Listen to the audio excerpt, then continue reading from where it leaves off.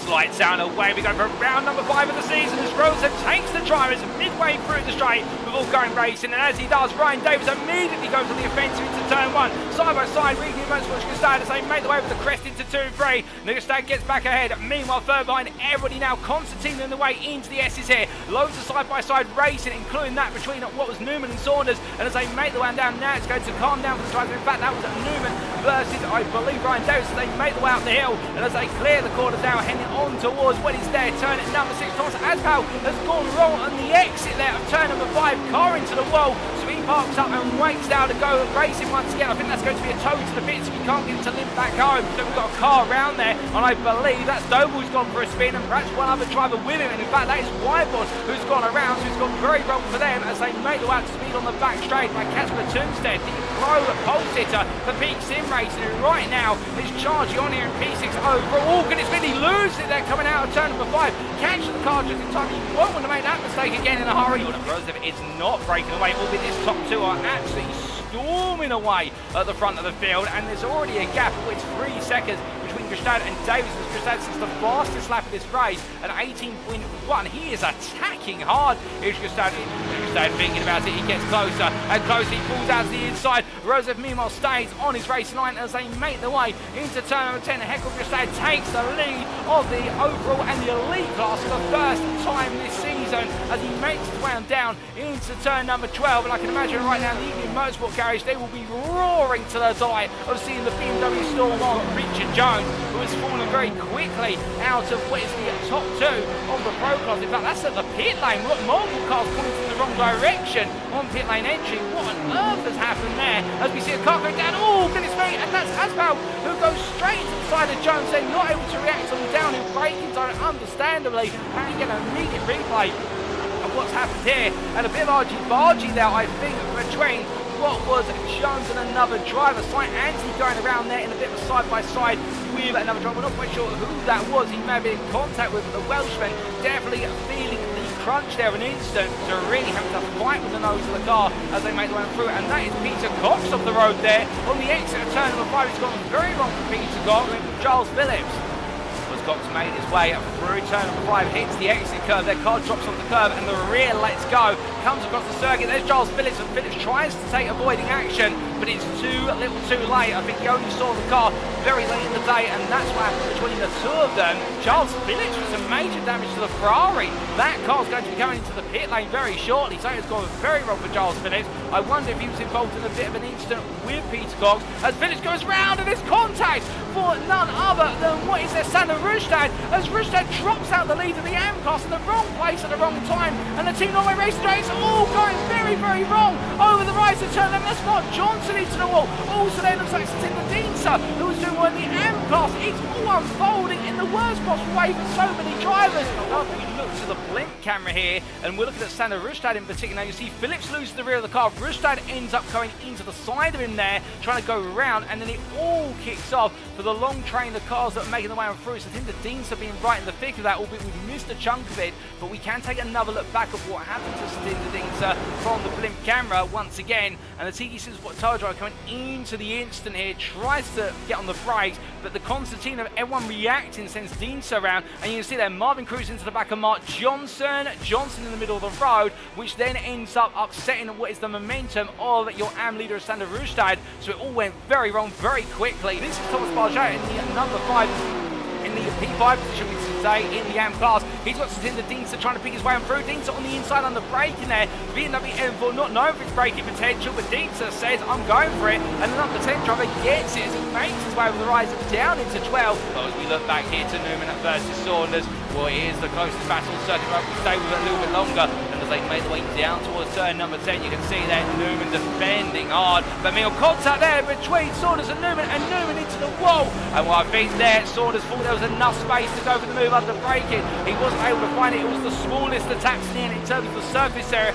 but it's the biggest effect and consequences, as now it's going to be chilling on the inside of Saunders into turn number 1 as they make the way on the rise. And as they charge into the braking zone here, well, Saunders running wide there. Tilly's going to have all the time of day to try and set this up, but Saunders carries enough speed, as we're hearing that Newman has had to be towed to the pits due to damage to the front right suspension. And meanwhile, in what is the Pro class, the fastest lap as it currently stands is in the hands of Kasper Tunsted on the 18.88. Elite AM class, the fastest lap is under the title of what we all, excuse me ladies and gentlemen, we look back to the screen, that's Sherwood making the move there on Walker up the hill through turns 1 into 2, and well, it looks so there might have been a bit of hesitance for Walker with Barget making his way out of the pit lane, and we'll take a look back at that very shortly. But Sam Sherwood capitalising on the scenario and making his way on past Walker, gaining another place for it, as that's Reece Saunders. We'll picture back side by side with Martin Tillins as they make their way into turns 2 and 3. Tillins still battling here as they go into the S's, and therefore having to back out as they make their way into the right part of the complex. For the simple reason 2 does not go into one into the S's, or if you do go too wide, you're going to have to be very brave at the best part. But it looks like Reece Saunders has found his way ahead of Tillins. Roseth is into the pit lane, so is Sherwood. So right now it is on Roseth to try and jump back ahead. I'm looking at my commentary through window for when Roseth potentially leaves his pit box, albeit at the moment I think he's still being service, and Roseth's coming on around here to take what will be another lap, and as he does so, he's going to potentially take the lead back, and he comes through into turn number 1. He is going to take the lead. Roseth leaves his pit box, and the gap could not be greater as Roseth makes his way up to speed, but that confirms, ladies and gentlemen, that right now in the elite class it is a 6-second gap between Erik Roseth and P2 and this man who retains the lead of the elite class. Says glad I didn't practice much, and it sounds as though it's got a big role for yourself, David. I believe a retirement on the opening lap. But side by side there, Smith versus Park Hamilton. Park Hamilton has been quite aggressive there, and I think eager to try and disrupt the momentum of the BMW, but now Neil Smith will literally just put the pedal to the metal and say, right, he's got to put the faith in the BMW straight line speed. You see everybody in the tow here, they all have speed, but look at Johnson in the Mercedes, but you see Dieter comes off Johnson as they head on down. Dieter switches back to the inside, Park Hamilton defends, looks to the inside of Smith in return. Smith goes into turn A, and meanwhile Park Hamilton looking around the inside to outside as they make on through. Dieter comes back, bit of contact there between Park Hamilton and Dieter as they come down the hill, and Dieter backs off there as they make their way on through turn number 12. You could not make this up. Dieter are battling as if it's for the win of the race. Well, to them, a P5 will mean a lot of points at the end of the day, and Park Hamilton on the inside there, Smith going up the hill into turn 1, and he gets the move, and Dieter comes on through with him, but can he get it done for Simsport Tower as they make their way down through 2-3? He can. Back to that battle, but now as they make their way down the back straight, Smith versus Dieter once again as they head in towards turn 10, and Dieter comes to the middle of the road. Smith says, I'm going to the inside. Onto the brakes, they both go here, equal machinery as they come through the left into right. Dieter comes to the inside of 10B, out of the corner they go. Johnson right behind them, just watching. He's in the popcorn seat view. James Conley is into the pit lane. We can confirm, ladies and gentlemen, he is making his strategic stop for the day, and what that will mean is that Matt Edmondson is now your AM leader. The replay.